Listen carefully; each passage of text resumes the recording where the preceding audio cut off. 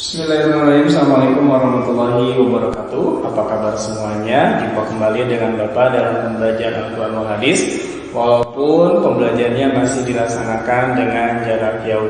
Hari ini yang ingin Bapak sampaikan kepada kalian atau jelaskan adalah mengenai hukum bacaan mad atau cabang dari bacaan mad. Minggu yang lalu Bapak review sudah dijelaskan kepada kalian tentang mad tabi'i yang hurufnya ada 3, yaitu alif sukun setelah fathah, waw sukun setelah dhamma, yang ketiga ya sukun setelah kasrah. Mad tabi'i wajib dibaca 2 harokat, tidak boleh kurang, tidak boleh lebih. Dan jika kalian paham dengan mad tabi'i, maka kalian akan paham dengan hukum bacaan mad yang lainnya. Baik. Hari ini saya lagi Bapak akan menjelaskan tentang hukum bacaan mad tabi'i. Yang akan Bapak jelaskan hanya 2 saja, yaitu mad wajib mutasil dan mad jaiz munfasil. Kita mulai dari mad wajib mutasil. Mad artinya panjang, wajib artinya harus, mutasil artinya bersambung. Apa yang bersambung? Yang bersambung adalah hamzahnya. Kita lihat, mad wajib mutasil terjadi apabila terdapat mad tabi'i menghadapi hamzah dalam satu kalimat. Sekali lagi, mad wajib mutasil terjadi apabila ada mad tabi'i bertemu dengan hamzah atau menghadapi hamzah dalam satu kalimat. Bagaimana cara membaca mad wajib mutasil? Mad wajib mutasil dibaca 5 harokat atau 2,5 alif. Perhatikan contoh berikut. Yang pertama ada kata ailan.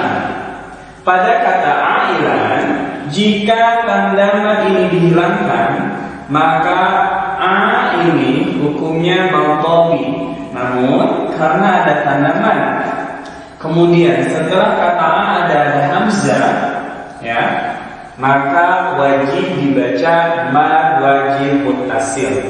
Berapa harokat? 2,5 alif. Tadi dijelaskan menghadapi hamzah dalam satu kalimat. Maka hamzah ini ada pada kalimat ailan. Contoh yang kedua misalnya pada kata sama. Ketika tanda mad ini tidak ada, tidak menggunakan tanda mad, maka ja ini hukumnya menjadi mad tabi'i. Tetapi karena ja ini ada tanda mad dan setelah ja ada hamzah, hamzahnya hamzah qata, hamzah asli, maka hukumnya menjadi mad wajib mutasil. Dibacanya 5 harokat atau 2,5 alif. Perhatikan hamzah yang ada pada contoh. Kemudian contoh yang ketiga adalah sama. Ma jika tidak ada tanda mad, maka hukumnya menjadi mad tabi'i. Tetapi karena ada tanda mad yang mengharuskan dibaca 5 harokat, kemudian setelah ma ada huruf hamzah, hamzah ini ada pada kata sama, maka satu kalimat dengan sama atau satu kata dengan sama, maka hukumnya menjadi mad wajib mutasil. Bagaimana? Paham tidak tentang mad wajib mutasil? Oke, kalau misalnya kalian belum paham, kalian perhatikan saja contohnya, kemudian perhatikan hamzah yang ada pada kata tersebut. Karena mad wajib mutasil hamzahnya hamzah asli atau hamzah qata. Berikutnya yang kedua adalah mad jaiz munfasil, ya. Perhatikan, mad artinya panjang, jaiz artinya boleh, munfasil artinya terpisah.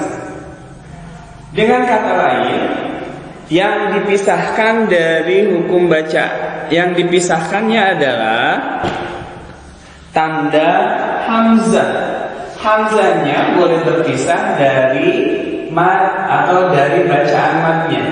Kita lebih jelasnya, mad jaiz munfasil terjadi apabila terdapat mad tabi'i menghadapi hamzah pada kalimat lain. Sekali lagi, terjadi apabila terdapat mad tabi'i menghadapi hamzah dalam kalimat lain, dibaca 5 harokat atau 2,5 alif. Kita lihat contoh. Contoh yang pertama, fala uqsimu. Perhatikan pada kata fala. Pada kata fala terdapat tanda mad.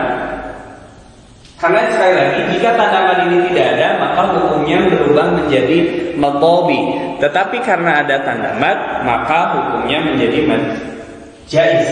Setelah kata fala terdapat kata uqsimu yang diawali dengan hamzah. Nah, hamzah ini ditulisnya tidak seperti hamzah, tapi ditulisnya seperti alif. Maka fala uqsimu, hamzah ini berada pada kata uqsimu, bukan berada pada kata fala, sehingga hukumnya menjadi mad jaiz munfasil. Yang kedua contohnya, kalla innahu. Kalla innahu. Setelah kata kalla, ini ya kalimat pertama, kemudian menghadapi hamzah, innahu, hamzahnya berada pada kata innahu, maka ini menjadi hukumnya mad jaiz munfasil karena ada mad tabi'i menghadapi hamzah pada kalimat yang lain. Ketiga, bima unzila. Pada kata bima sama seperti kata-kata yang lainnya. Bima satu kata, unzila satu kata. Sekali lagi, mad tabi'i bertemu hamzah pada kalimat lain. Bima mad, unzila hamzahnya pada kalimat unzila. Jadi yang membedakan antara mad wajib dengan mad jaiz adalah terletak pada bentuk hamzahnya dan letak hamzah. Jika letak hamzah itu ada pada satu kalimat dengan madnya, maka itu mad wajib mutasil dan hamzahnya ditulis dengan hamzah asli, tulisan hamzah bentuknya. Sementara pada mad jaiz munfasil, bentuk hamzahnya ditulis seperti bentuk alif dan berada pada kalimat lain. Bagaimana penjelasannya bisa dipahami? Jika masih belum paham, sekali lagi kalian perhatikan contoh kalimat, contoh bacaan. Atau kalian bisa ajukan pertanyaan melalui pesan WhatsApp. Silahkan nanti kalian tanyakan. Setelah itu Bapak akan jelaskan kembali sesuai dengan pertanyaan yang kalian ajukan.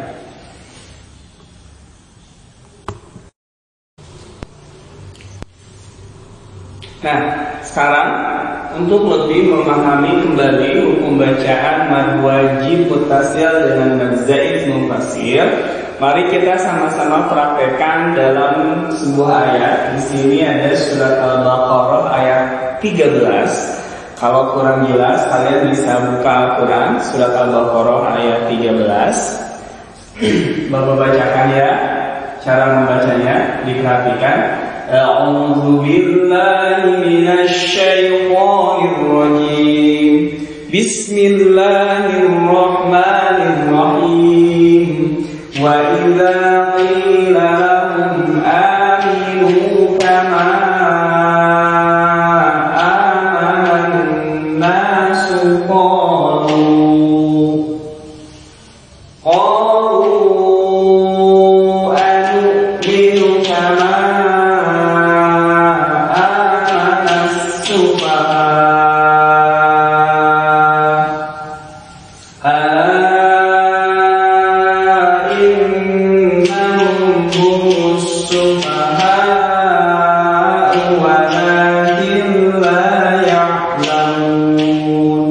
Shadaqallahul azim. Perhatikan ke depan. Wa idza qila, za ini maqabi ya, za maqabi, qi juga maqabi. Wa idza qila hum aminu juga maqabi. Di sini alif mati setelah fathah, di sini ya mati setelah kasrah, di sini waw mati setelah dhamma. Kemudian kama, pada kata kama, perhatikan tanda yang ada di sini. Setelahnya ada huruf hamzah, maka ini hukumnya mad jaiz munfasil. Kama amannasu qalu. Nah, ini juga matobi, ini matobi. Jika di sini berhenti, maka hukumnya matobi. Tapi jika dilanjutkan, qalu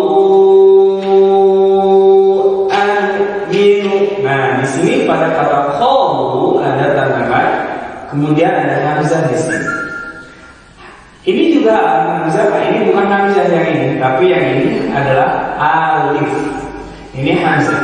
Maka qalu ini hukumnya menjadi mazzaid munfasil. Qalu anu'minu kama di sini sama seperti ini, hukumnya mazzaid munfasil ya. Kama amanas sufaha. Nah, perhatikan kata sufaha.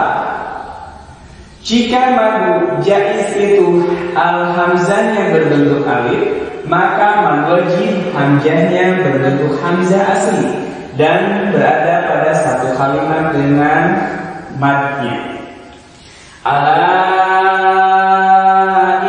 Nah, di sini juga sama, setelah tanda mad ada hamzah, hamzah yang ditulis seperti alif, kemudian maka ini hukumnya mad zaiz munfasil. Ala innahum sufaha. Kembali lagi ke sufaha. Perhatikan ada hamzah, hamzah asli. Sufaha walakin la ya'lamun. Nah, maka kalian harus perhatikan bentuk hamzah dan posisi hamzah untuk membedakan hukum bacaan mad jaiz dengan mad wajib. Baik, demikian yang ingin Bapak sampaikan hari ini tentang hukum bacaan mad fa'i, mad wajib dengan mad zaiz. Semoga kalian bisa membedakan dan paham apa yang sudah Bapak jelaskan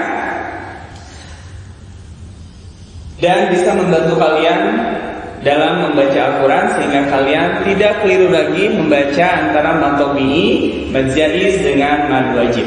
Nah, untuk mengukur kemampuan kalian apakah paham atau tidak, silakan kalian buka surat Al-Baqarah ayat 4 dan 5. Sekali lagi, Al-Baqarah ayat 4 dan 5. Kalian bisa temukan hukum mad jaiz dan mad wajib pada ayat tersebut. Untuk referensi bacaan, kalian bisa buka buku paket tentang mad wajib dan mad jaiz. Itu ada di halaman 21 dan halaman 22 ya, untuk referensi bacaan. Demikian yang ingin Bapak sampaikan. Sekali lagi semoga dapat dipahami dan dimengerti dan bisa membantu kalian dalam pembelajaran atau dalam membaca Al-Quran. Kalau sudah paham, praktekkan ketika sedang membaca Al-Quran, jangan ditinggalkan, sehingga kalian bisa membedakan mana mad tabi'i, mana mad zaiz, mana mad wajib. Ya, jika masih kurang paham, sekali lagi sampaikan pertanyaannya melalui pesan WhatsApp. Nanti Bapak akan jelaskan secara pribadi sesuai dengan pertanyaan yang kalian ajukan. Demikian yang Bapak sampaikan. Sekali lagi terima kasih atas perhatiannya. Mohon maaf atas segala kekurangannya. Billahi taufiq wal hidayah. Wassalamualaikum warahmatullahi wabarakatuh. Sampai berjumpa kembali pada pembelajaran berikutnya.